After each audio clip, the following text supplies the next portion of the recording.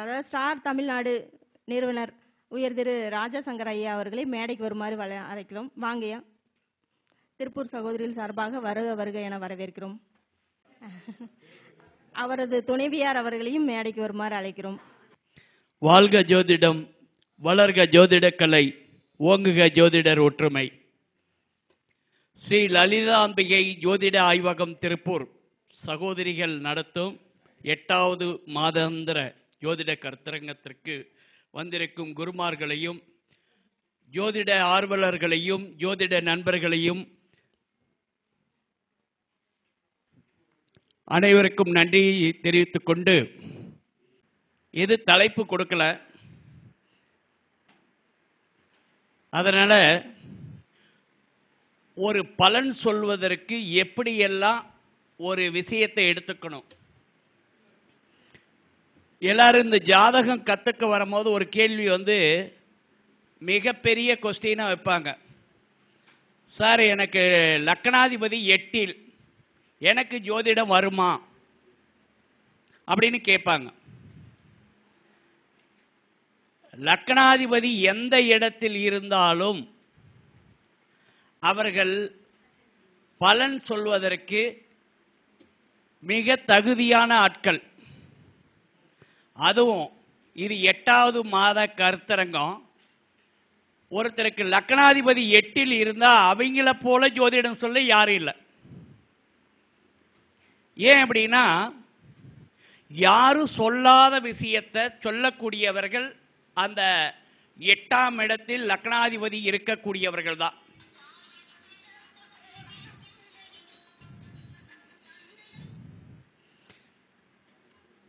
சரி, இப்ப எல்லாருமே பஞ்சபூதங்கள் தொட்டு தான் வந்திருப்போம்.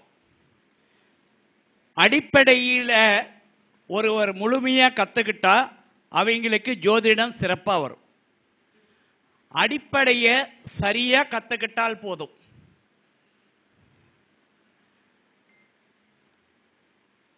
அப்ப இங்க பாருங்க, நம்மளுடைய கை விரல்கள்ல பஞ்சபூதத்தை சொல்லியிருக்கிறாங்க.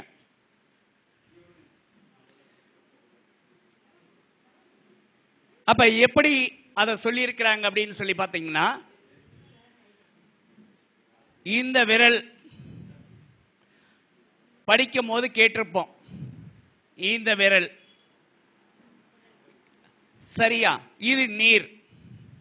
இது என்ன விரல்? இது என்ன விரல்? மோதிர விரல். மோதிர விரல் தங்கம் எங்கிறத வெட்டி எடுக்கிறாங்க, நிலம். அப்ப மோதிர விரல் நிலம். இப்படி கை வச்சு பாருங்க, அதிக உயரம் எது இருக்கும்? நடுவிரல். இது ஆகாயம். இப்ப ஃபேன் போடனா எந்த சுவிட்சு, எந்த விரலை யூஸ் பண்ணுவோம்? அது காற்று. லைட்ரு பற்ற வைக்கணும், அடுப்பு பற்ற வைக்கணும்னா லைட்ரு எதை வச்சு அடிப்போம்? எந்த? அப்ப பஞ்சபூதங்கள் இங்க இருக்கா? அப்ப ஒரு பஞ்சபூதங்களை வச்சு நீங்க தசாபுத்திக்கு பலன் சொல்லலாம். பஞ்சபூதங்கள்ல தசாபுத்திக்கு பலன் சொல்ல முடியுமா? கண்டிப்பா முடியும். எப்படி அப்படின்னு கேட்டீங்கன்னா, பஞ்சபூதத்தில் நாம் 4 ராசிகள், அதாவது மேச மண்டலம், சிம்ம மண்டலம், தனுசு மண்டலம்னு சொல்லக்கூடிய 4 ராசியாக பிரிச்சிய இதுக்கு பஞ்சபூதங்கள் சொல்லுவோம். நெருப்பு, நிலம், காற்று, நீர் அப்படின்னு சொல்லுவோம். அப்போ மீதி ஒன்று ஆகாயம் அப்படிங்கிறது என்ன அப்படின்னா, நம்முடைய எண்ண அலைகள், மனசில் என்ன படுதோ அதை பேசுகிறோம் இல்லையா, அந்த எண்ண அலைகள் தான் அது ஆகாயம் அப்படிங்கிறது. அதுபோல நெருப்பு ராசி அப்படின்னா மேசம், சிம்மம், தனுசு, இந்த 3 ராசிகளும் நெருப்பு ராசி. இப்ப நான் பேசிக்ல சொல்லி கொடுக்கும் போதே சொல்வேன், ஒருத்தர் நெருப்பு ராசிக்காரங்க லக்கணமாகவோ ராசியாகவோ வராங்க அப்படின்னா அவங்கள சாந்தப்படுத்தணும் அப்படின்னா என்ன பண்ணணும் அப்படின்னா ஒரு டம்ளர் டீ கொடுத்தா போதும், இல்லை ஒரு டம்ளர் காப்பி கொடுத்தா போதும், கூலாயிடுவாங்க. அதே போல் இந்த நிலராசிக்காரங்க வராங்க, அவங்க ரொம்ப கோபமாக இருக்கிறாங்க, அவங்கள சாந்தப்படுத்தணும் அப்படின்னா ஒரு சேரை எடுத்து போட்டு ஒரு பாவலாவுக்கு ஒரு தொடச்சிட்டு உட்கார சொல்லுங்க பாருங்க, சாந்தமாயிடுவாங்க. நிலராசி அப்படி. காற்று ராசி அப்படின்னா ஃபேன் ஓடிட்டு இருக்கு, அவர் வந்த உடனே ஒரு பாயிண்ட் கூட்டி வச்சு ஃபேன் போட்டு விட்டா அவர் ஆஃப் ஆயிடுவார். நீர் ராசி அப்படின்னா ஒரு டம்ளர் தண்ணீர் கொடுத்தீங்கன்னா கூட அவர் சாந்தமாயிடுவார். இப்படி சொல்லியிருப்பேன் பேசிக்கில். அப்ப இதை தசாபுத்தியில் எப்படி கொண்டு வர்றது அப்படிங்கும் போது ஒரு நெருப்பு ராசின்னு சொல்லக்கூடியது மேசம் சிம்மம் தனுசு. மேசம் சிம்மம் தனுசு வீடுகளில் ஒருவருக்கு கிரகம் இருந்துட்டாலே அவர்கள் அனைத்திலும் வெற்றி பெறக்கூடியவர்கள். அடுத்த வேளை சாப்பாட்டுக்கு இல்லை, இவர் வாழ்க்கையில் வெற்றி பெற போகிறாங்க அப்படின்னு சொல்கிறாருங்க அப்படின்னுலாம் கேள்வியில் கேட்பாங்க. கண்டிப்பாக நீங்கள் எழுதி வச்சுக்காங்க, அதில் கிரகங்கள் இருந்துட்டால் ஜெயிக்கக்கூடியவர்கள் அப்படின்னு சொல்லலாம். அப்படி இருக்கக்கூடிய அந்த நெருப்பு ராசி என்ன அப்படின்னா காலச்சக்கரத்துக்கு திரிகோண ராசிங்கிறது மேசம் சிம்மம் தனுசு தான். அப்போ அதில் கிரகங்கள் இருந்தால் கண்டிப்பாக ஜெயிச்சிருவாங்க. இவங்கள்கிட்ட நெருப்பு அனைத்து இடத்துலையும் பற்ற வைக்கிறோம். இப்போ கூட ஐயா நாகராஜன் ஐயா, குரு நாகராஜன் ஐயா மெழுகுவர்த்தி ஏற்றினார். அதுபோல் சின்ன நெருப்பில் இருந்து பெரிய நெருப்பு வரைக்கும் எல்லாத்துக்கும் சொல்லக்கூடியது இந்த நெருப்பு ராசி. அப்போ என்ன அப்படின்னா இந்த நெருப்பு ராசி வேகமானவர்கள். எதை செய்யணும்னு அவங்க நினைக்கிறாங்களோ அதை முழுமையாக அதே இடத்துல கொடுத்துறணும்னு நினைக்கக்கூடியவர்கள் இந்த நெருப்பு ராசி. அதே போல் இவங்கள்ட்ட என்ன ஒரு இதுனா, நீங்கள் இந்த மேசம் சிம்மம் தனுசு இந்த 3 ராசிக்காரங்களை நீங்கள் நல்லா கவனித்து பாருங்க. அவங்க மனசில் என்ன படுதோ அதை மற்றவர்கள் செய்யணும் அப்படின்னு எண்ணக்கூடியவர்கள். பேசவா? ஓகே. இல்லை நேராக நிற்க சொல்கிறீங்களா என்னன்னு பார்த்தேன். சரிங்க.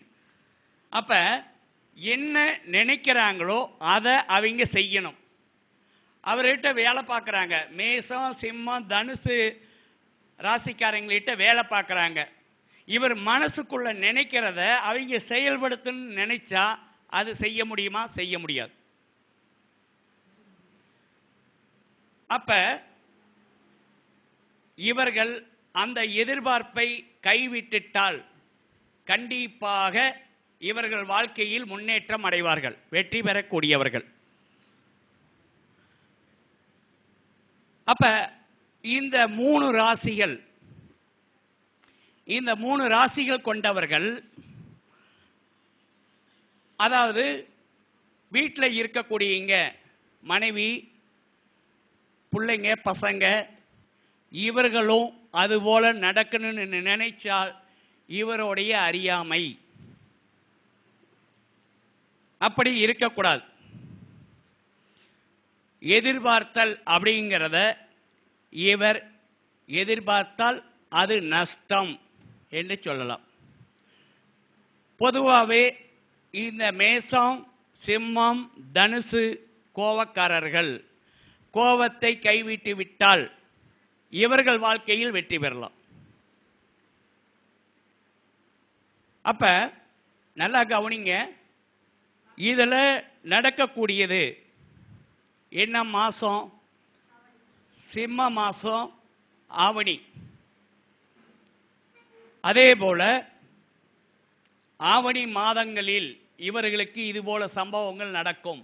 எதிர்பார்த்ததை மற்றவங்க செய்யணும்னு எதிர்பார்க்க கூடாது, அவ்வளவுதான். அப்ப ஞாயிற்றுக்கிழமைகளில் இது போல எதிர்பார்க்க கூடாது. அப்ப அதே போல சூரியன் அங்க இருக்கக்கூடிய மாதம் ஆவணி மாதம், ஞாயிற்றுக்கிழமை, இந்த நாட்கள் அவர் இந்த எதிர்பார்ப்புகள் இருக்கும். சூரிய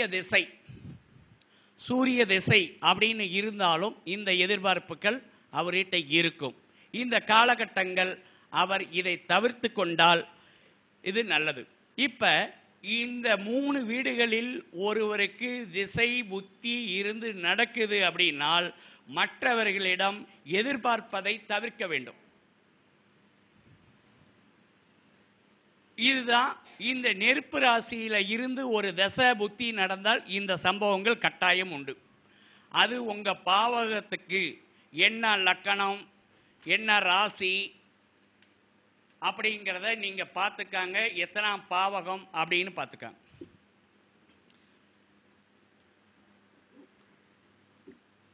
இந்த அடுத்தது நிலராசி. நிலராசி அப்படிங்கிறது பார்த்தீங்கன்னா திடம் அப்படின்னு சொல்லக்கூடிய.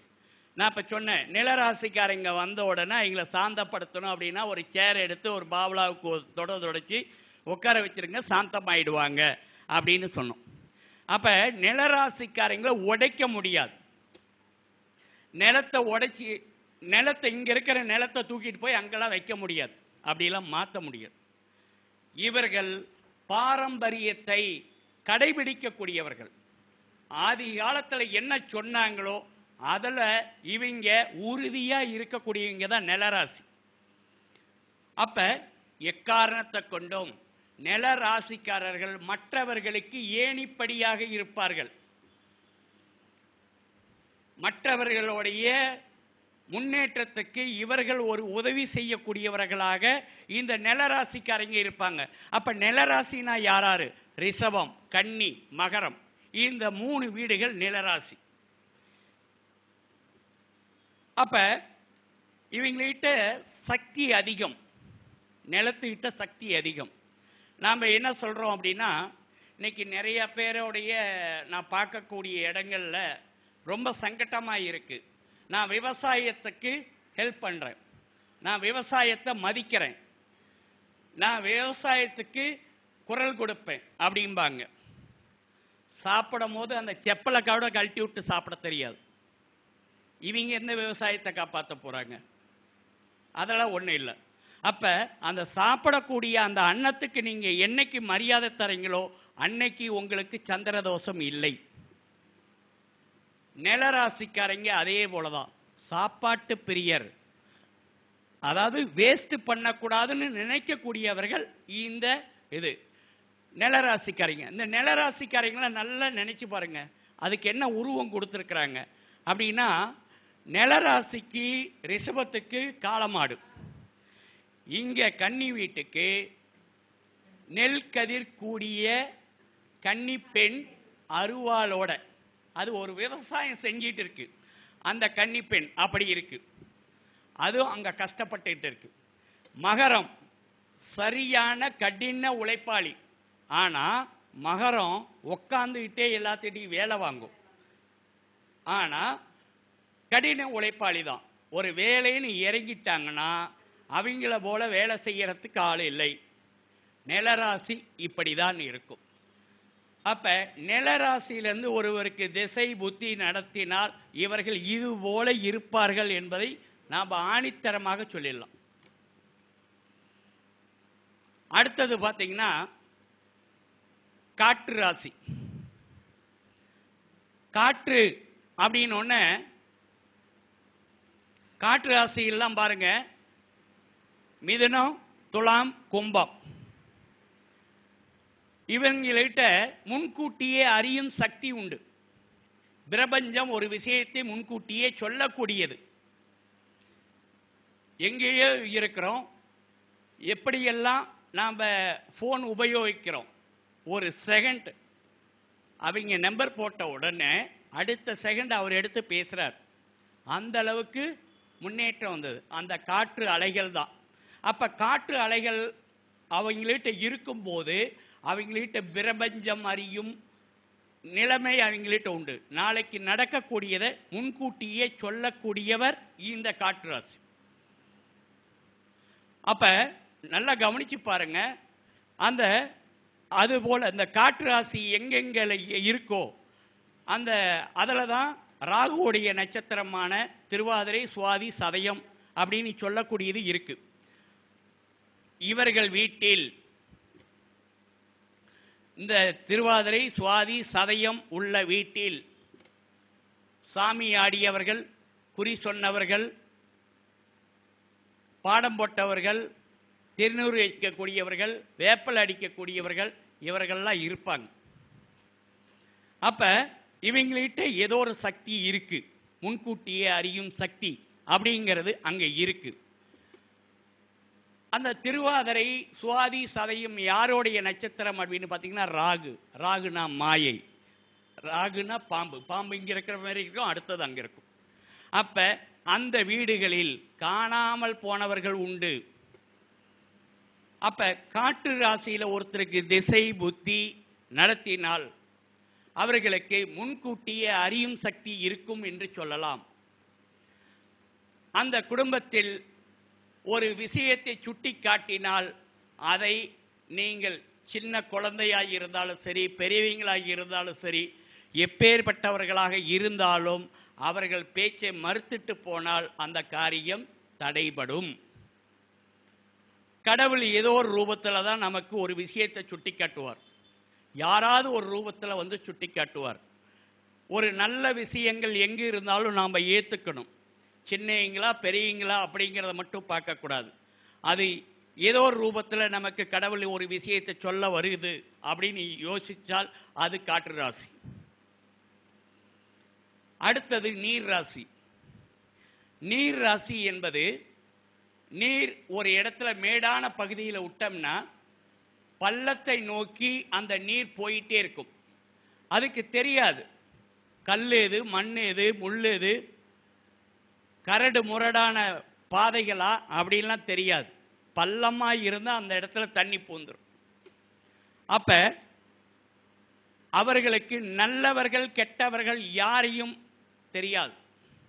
இதுக்கு உதாரணம் ஒரே ராசியை சொல்லலாம். கடக ராசியை மட்டும் நீங்கள் எடுத்துக்காங்க.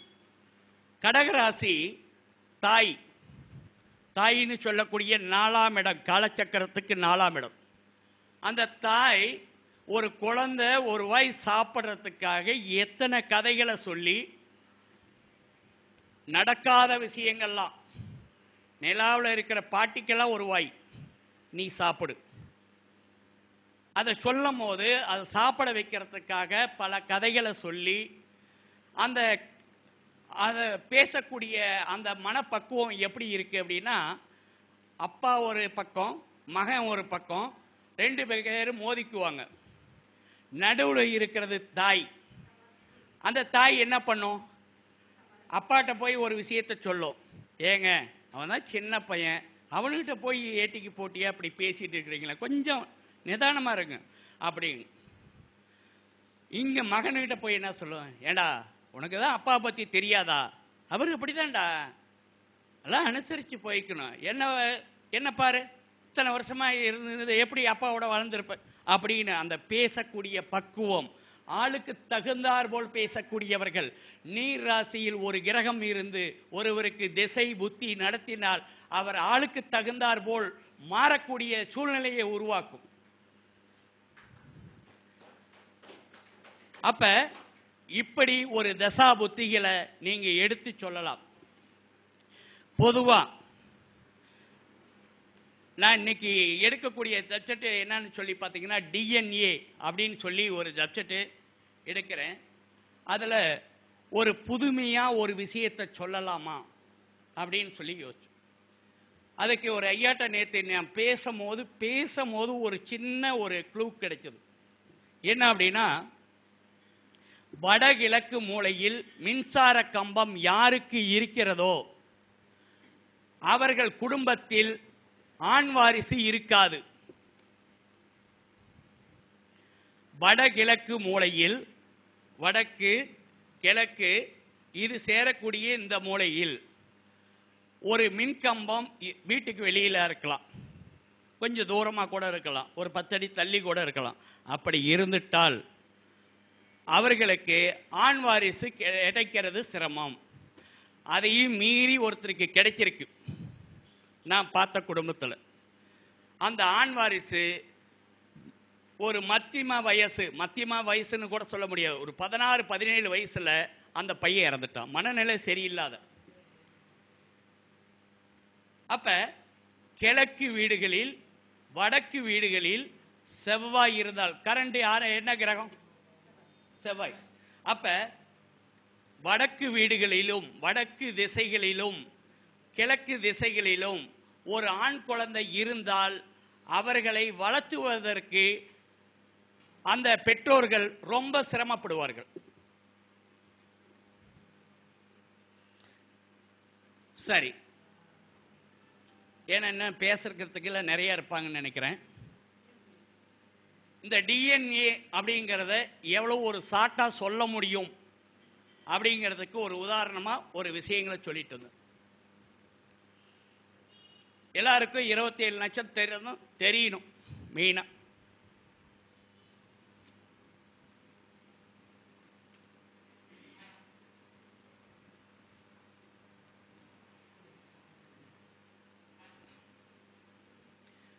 எப்படியெல்லாம் நட்சத்திரம் படிச்சீங்கன்னு எனக்கு தெரியாது. இப்ப 1வது நட்சத்திரம் அப்படின்னா 1, 10, 19 இதை நீங்க எந்த ரீதியா பார்த்தீங்கன்னாலும் 1ஆம் நம்பர் தான் வரும். 1, 10, 19 இது கேதுவுடைய நட்சத்திரம். 2ஆம் நம்பர் எல்லாம் சுக்கிரனுடைய நட்சத்திரம். 3ஆம் நம்பர் எல்லாம் சூரியனுடைய நட்சத்திரம். 4ஆம் நம்பர் எல்லாம் ரோகிணியோடைய நட்சத்திரம். 5ஆம் நம்பர் எல்லாம் மிருகசீரிடத்துடைய நட்சத்திரம்.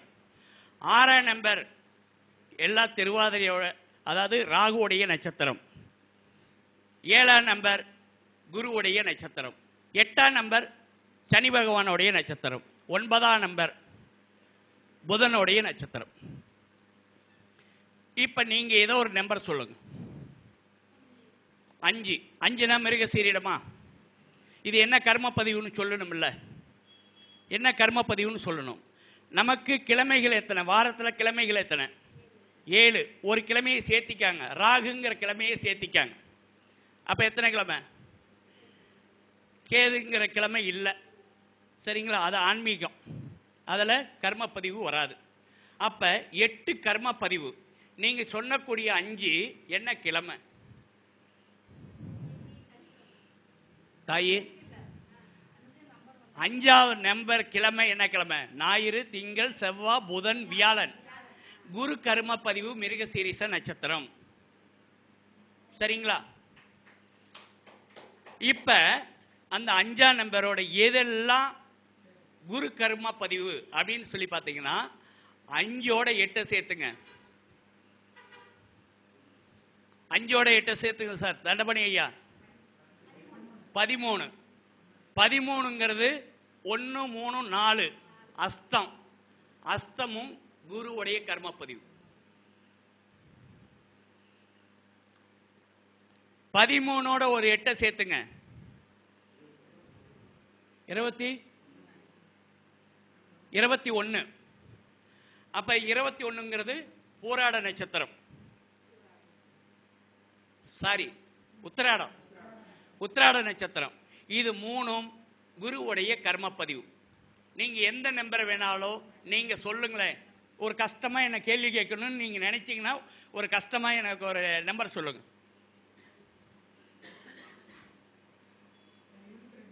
22. 22ல எத்தனை 8ங்க இருக்கு? 2 8 மீதி. 6வது கிழமை அது சுக்கிரனுடைய கர்ம பதிவா? அவ்வளவுதானே.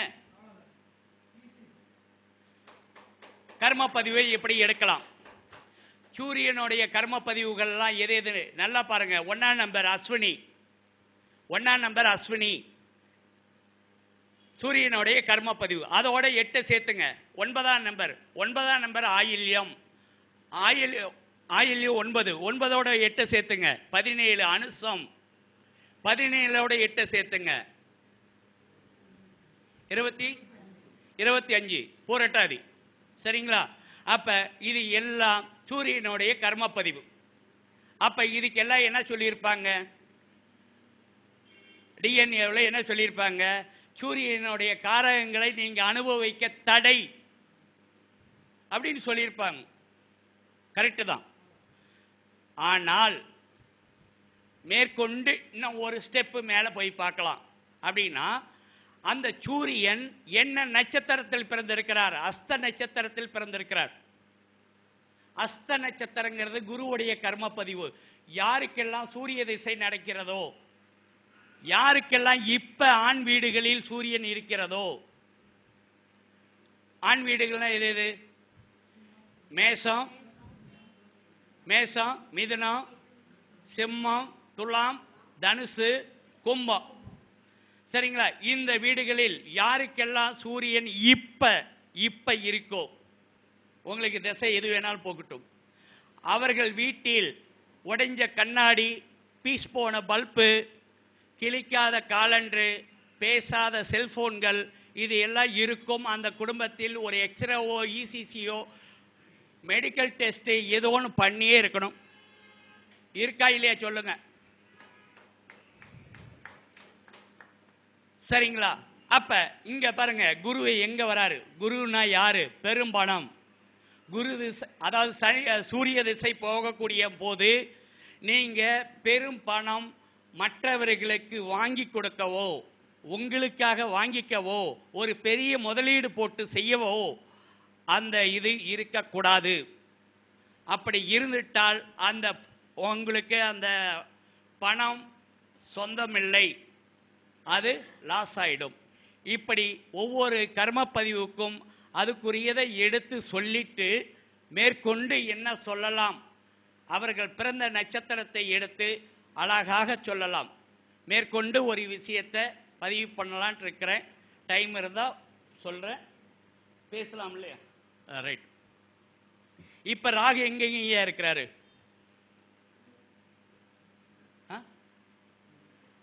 சொல்லுங்க, சத்தமாக சொல்லுங்க. கும்பத்தில் தான் இருக்கிறாரு. கும்பங்கிறது ஆண் வீடா பெண் வீடா? ஆண் வீடு. ஒரு கிரகம் இருக்கும் இடத்திலிருந்து அது திரிகோணத்தை இயக்கும். கும்பத்திலிருந்து எங்கெங்க இயக்கும்? 5, 7, 9 கூட போட்டுக்காங்க. 1, 5, 9 போட்டுக்காங்க. அது இயக்கும். சரிங்களா? நாம் ராகுக்கு என்ன பார்வைன்னா பேசிக்கில் படித்தோம். 3, 7, 11. அந்த 3, 7, 11 பொருத்திக்காங்க.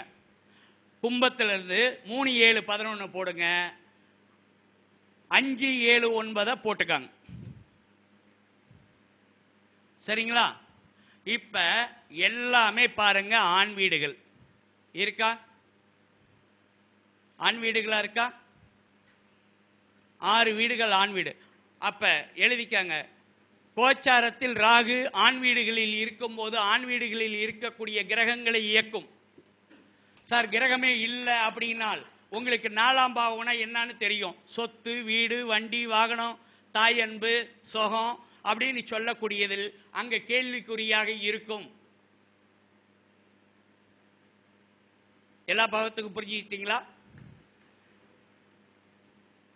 அந்த அம்மாவுக்கு புரிஞ்சுக்கிட்டாங்க. புரியுதுங்களாம்மா? ஆண் வீடுகளில் கிரகங்கள் ராகு இருக்கும்போது ஆண் வீட்டில் உள்ள கிரகங்களை இயக்கும். அவ்வளோதான். அது மேற்கொண்டு எக்ஸ்ட்ரா நீங்கள் பார்த்து எழுதிக்காங்க. வாய்ப்பளித்த திருப்பூர் சகோதரிகளுக்கு மனப்பூர்வமான நன்றியை தெரிவித்துக் கொண்டு விடைபெறுகிறேன். நன்றி, வணக்கம். அழைச்சதுக்கு அழகா அதாவது தம்பதி 2 பேருமே வந்திருக்கிறது ரொம்ப மகிழ்ச்சி. வாங்க மேடம், நீங்களும் வாங்க. ஸ்டார் தமிழ்நாடு ஜோதிட அறக்கட்டளை நிறுவனர் உயர் திரு ராஜா சங்கர் ஐயா திருச்செங்கோட்டிலேருந்து நம்மளுடைய அழைப்பை ஏற்று வந்ததுக்கு நம்மளுக்கு விளக்கங்கள் அருமையாக டிஎன்ஏ பற்றி சொன்னார். மிக்க நன்றிங்க ஐயா. ஐயா அவர்களுக்கு எங்களுடைய குருநாதர் வந்து ஒரு திருப்பூர் சகோதரிகள் சார்பாக சிறப்பு செய்கிறாங்க.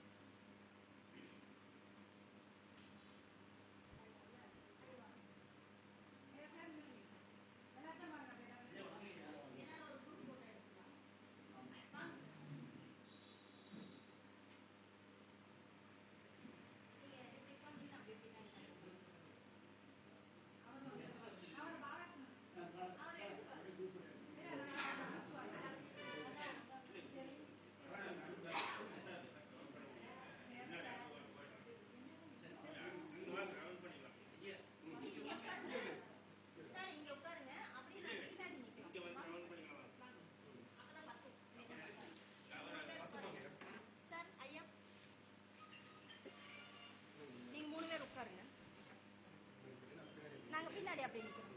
முன்னாடி உட்காருங்க சார், உட்காருங்க.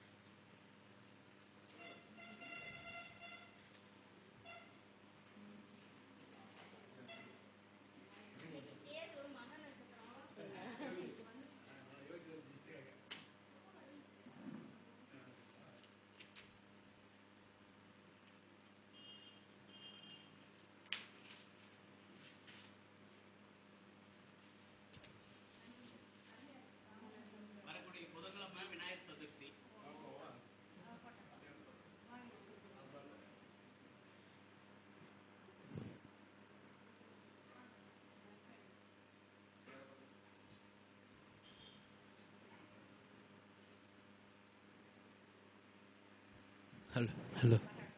யாருக்கெல்லாம் நல்ல யோகம் எங்களுக்கு வேணும், இந்த வருஷம் எங்களுக்கு வெற்றி பெறணும், நாங்கள் மிகப்பெரிய யோகத்தை அடையணும், எங்களுக்கு எல்லா பிரச்சனைகளும் தீரணும் அப்படின்னா வரக்கூடிய விநாயகர் சதுர்த்தி அன்னைக்கு அகத்தி இலை, அகத்தி கீரைன்னு சொல்லுவாங்க, அகத்தி இலை 21 இலை எடுத்து அந்த வீதிகள்லாம் வைப்பாங்க இல்லையா,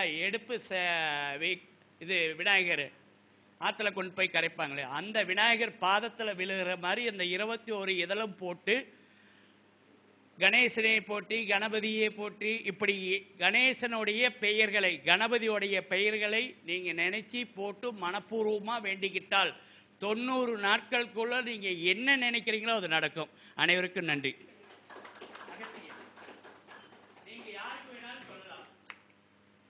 நன்றிங்க சார், நன்றி. நல்ல யோகம் கிடைக்கட்டும், எல்லாருக்கும் எல்லா பாக்கியமும் கிடைக்கட்டும்.